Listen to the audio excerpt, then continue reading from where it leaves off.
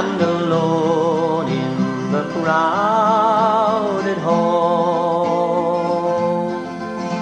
The poet is gay and the ways they are grand, but my heart is not here at all. It flies far away by night and by day to the times and the joys that are gone, and I never will forget the sweet maid that I met in the valley near Gilsenan. Fáilte roimh go léir arís go baile á trim. Welcome again to another Matt and Michael video. This week, Matt is grateful for some compliments he received recently. And he also remembers a departed friend. We have poems as well, including one that's very well known from school books of years gone by. And we end with trim artist Kathy Crinion. So it's over to you, Matt. Dear Eve, recently enough, I had a very pleasant experience.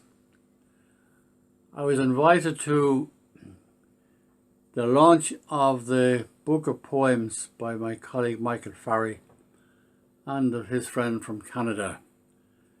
This little poetry book launch was a couple of weeks ago. And I said I would love to go and sing a song. Anyway, much to my surprise, when I went in the door, I was settling down in my seat. I was approached by a lady who said, "Are you Matt?" I said, "I am, Matt." Are you really Matt?" I said, "I am, Matt, yeah." Are you the Matt from M&M, from Matt and Michael? "Oh yeah," I said, "I am." And then a penny dropped. I realised I was being identified as the other half of the M&M series on YouTube that my colleague puts up every week. And it was really a lovely experience. And she didn't recognise me because I didn't have the hat on. I have a selection of hats here, as you probably know, and one for every occasion almost. But anyway, this lady's name is Mary Ann, and her daughter Rita later came and spoke to me quietly and said, "You know, you'll never know how much joy you bring to my mum and lots of other people." And that was a lovely, lovely feedback to get. And I thank Mary Ann and I thank Rita for those kind remarks. And indeed I thank lots of other people, most of whom I think are members of the Retired Meath Teachers Association. And they were all so complimentary and so supportive. Now, compliments are great at any age, they're lovely. But they become very scarce when you get old. In fact, you kind of tend to get written out of the script. That's been my experience. So I really delight, I enjoy doing what I'm doing. And I thank you sincerely for your kind words of support. Now, fast forward to today, 5th of May, 2023. Father Paul, in his Mass this morning, advises of the death of my old pal, neighbour from school days, Paul McManus. Now, Paul's family and my family went all the way back to the time of our grandparents. We were neighbours in Mill Street area and grew up together, and Paul was a very good singer and a great stalwart member of our church choir. and he was a great ballad singer.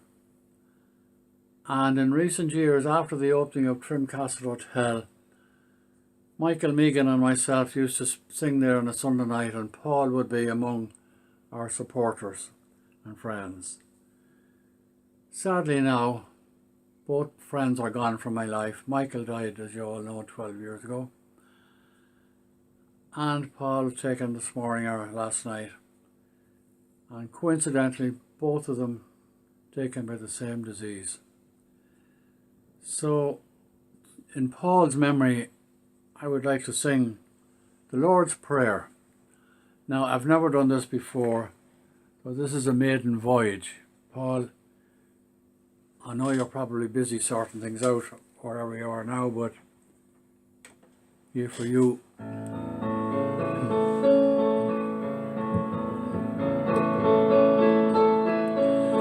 Our Father,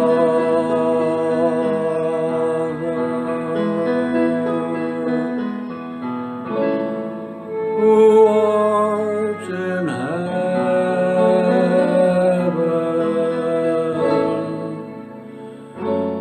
hallowed be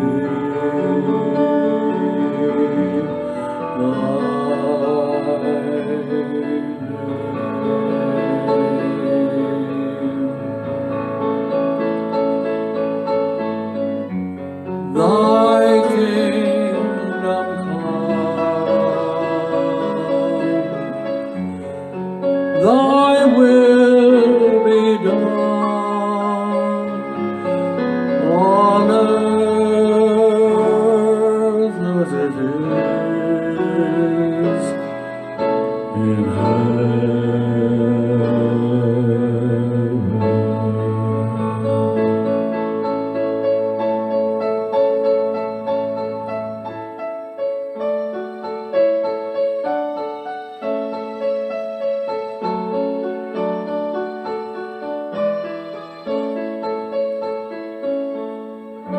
Give us this day our daily bread, and forgive us our trespasses, as we forgive those who trespass against us.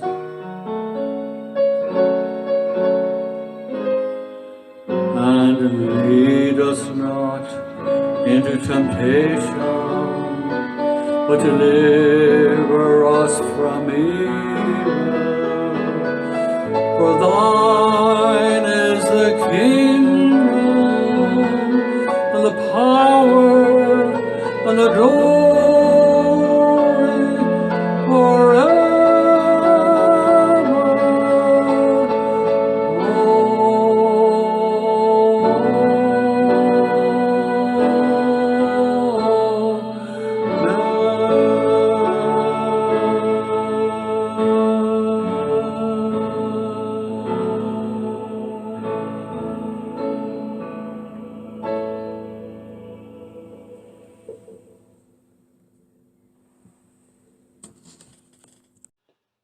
Here's a poem that many of us learned at school.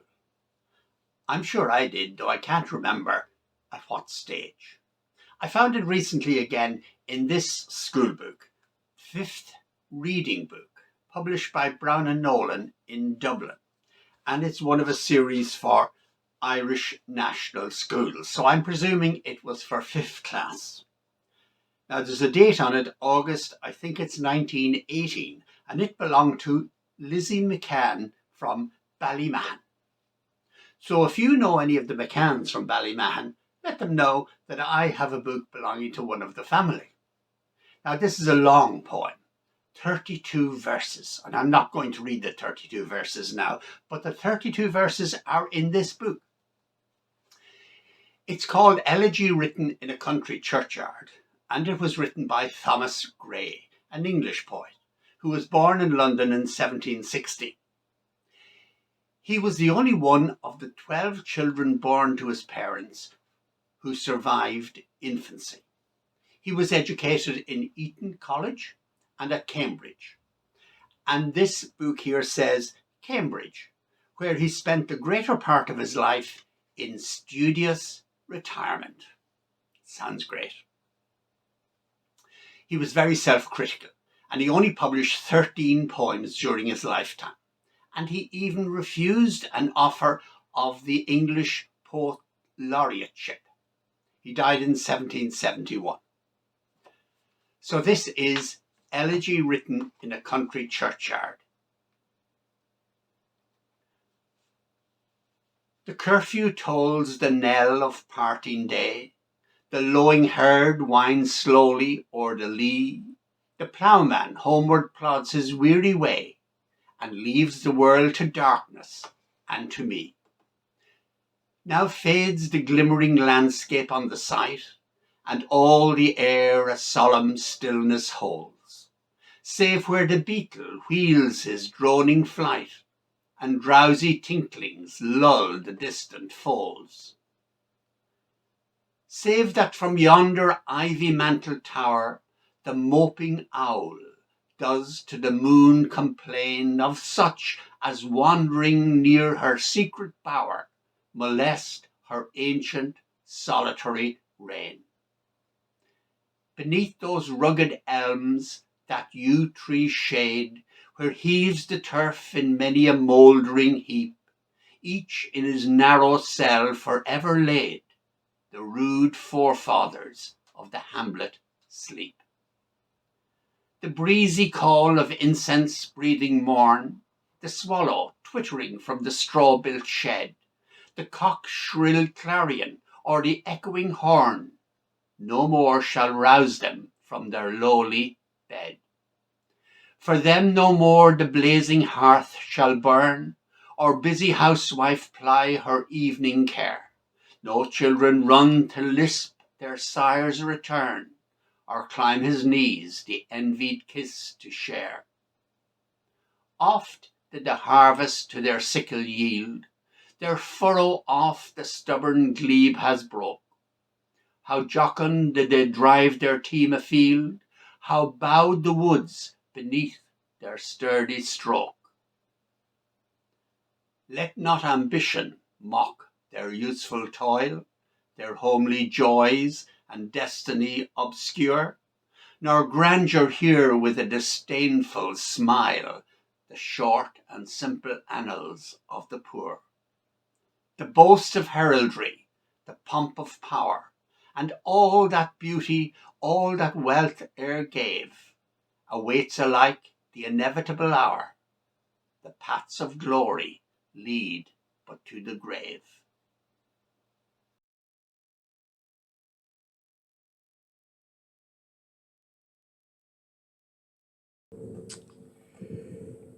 Here's another song from Mr. Garth Brooks.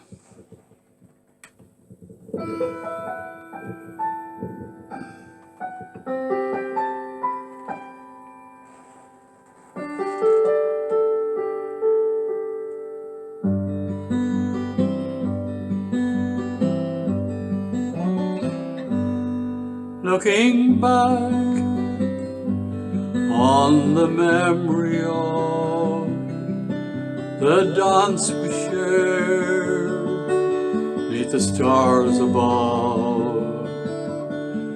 For a moment all the world was right, but how could I have known that you'd ever say goodbye?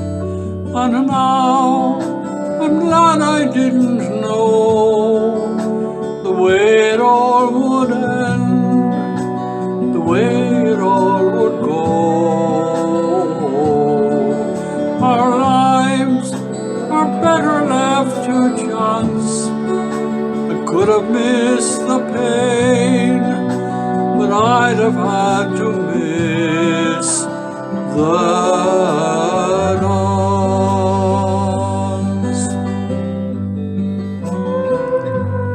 holding you, I held everything. For a moment, wasn't I the king? But if I'd only known how how the king would fall. Hey, who's to say? You know, I might have changed it all. And now I'm glad I didn't know the way it all would end, the way it all would go. Our lives are better left to chance. I could have missed the pain, but I'd have had to miss the dance. It's my life, it's better left to chance. I could have missed the pain, but I'd have had to miss the dance.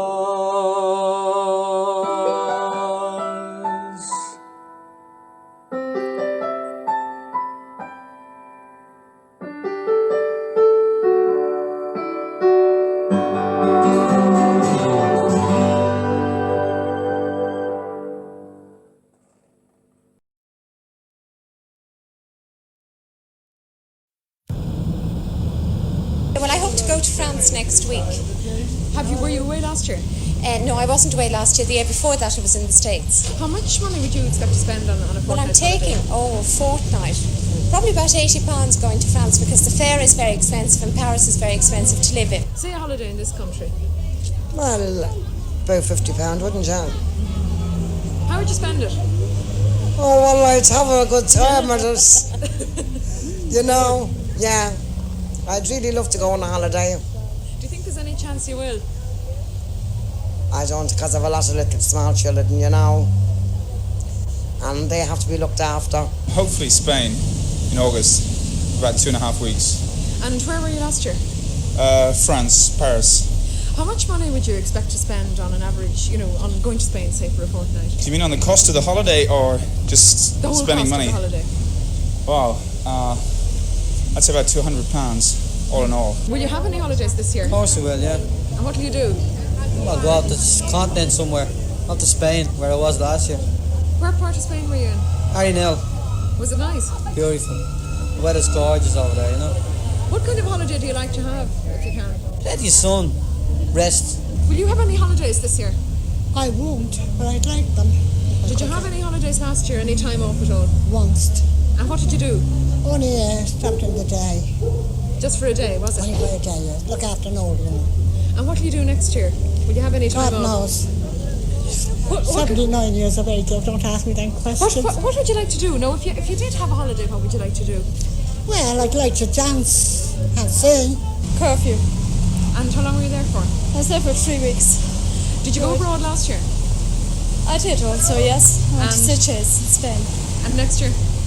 The year after I went to France. Where did you go? Down to the country in the caravan. The caravan. And what did you do in the caravan? Play around. I think I'd go to a very warm country, especially at the moment. How much money would you expect to spend on a fortnight's holiday? Fortnight's holiday, I would say about not more than 1 or 2 people, you mean? Just one? Just yourself. Oh, that's very difficult because I haven't gone on my own. Well, okay, but for two. than myself, but it's about £200 altogether. And would you do that regularly every year? Not at all, no. It all depends, because I wouldn't mind even sort of a week in Connemara, that would do me fine too. Will you have any time off this year, any holidays? No, I won't this year, no, because I'm only after starting in the job, Did you get any time off last year? I did, yes. And what did you do? We actually went to Butlins for 2 weeks, I was in Morocco. And did you go abroad last year? I did.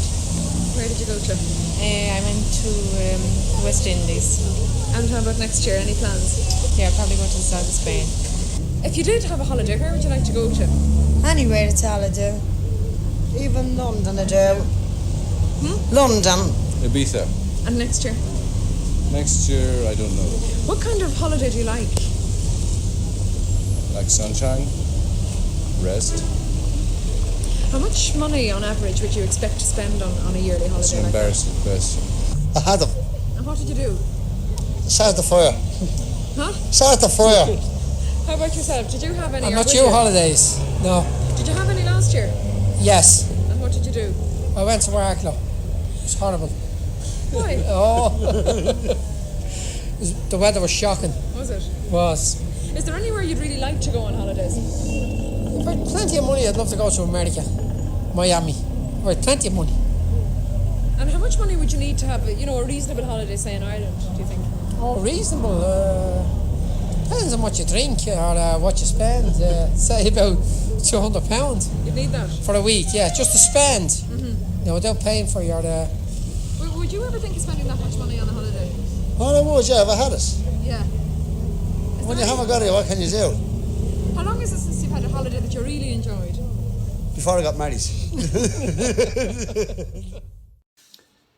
This next poem of mine is included in the booklet we recently launched in Trim, Broken Pieces, poems by myself and Canadian poet Caroline van der Meer about our hospital experiences.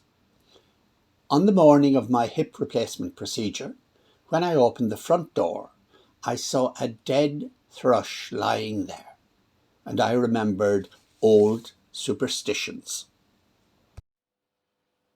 A dead thrush.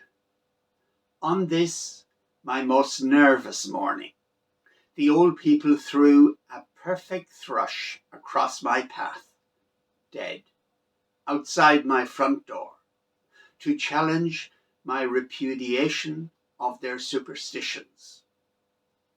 When the sparrow flew in the kitchen, my grandmother knew her friend was dead. He was. But that was then, and they have learned so much since of birds and truth and death. They want to test their new knowledge against my skepticism. I can hear them whisper their expectations and their admiration when I throw the beautiful dead bird in the recycling bin and continue to prepare for this day's surgery. Here's another real oldie. My poor old mother used to sing this, God rest her. And I know that Carmel will love this, and Siobhan and Olive and Mary and Margaret. A whole lot. There might be an odd lad that might like it as well. But here she goes. Among my souvenirs, being left for me of days that used to be. There's just a memory among my souvenirs.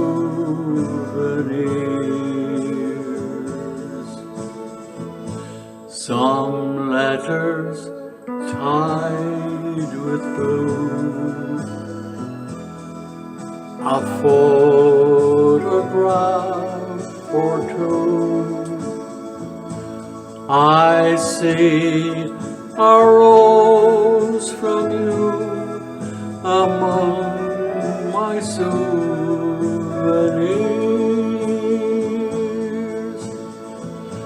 A few more tokens rest within my treasure chest, although they do their best to bring me consolation.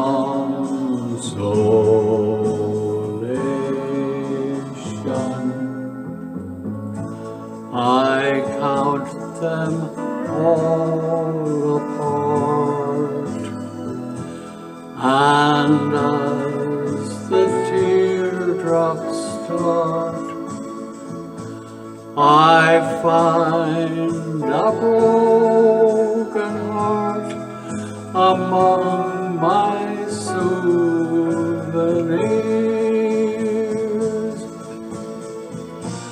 I count them all apart, and as the teardrops start, I find a broken heart among my souvenirs.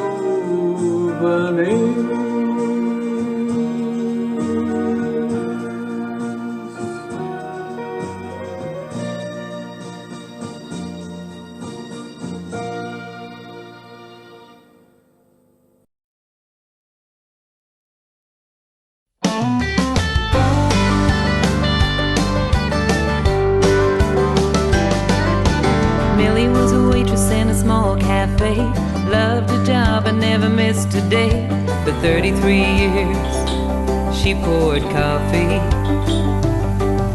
She carried dirty dishes with amazing grace. Always had a big smile on her face, even when her feet were aching. She brought more to the table than the order she was taking. When you're doing what you love and loving what you do, you won't start nothing that you don't see through. You gotta have patience and a whole lot of faith. Now that's a really good tip that Millie passed my way.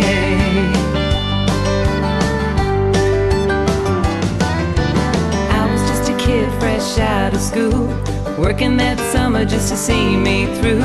Then I was moving on to greener pastures.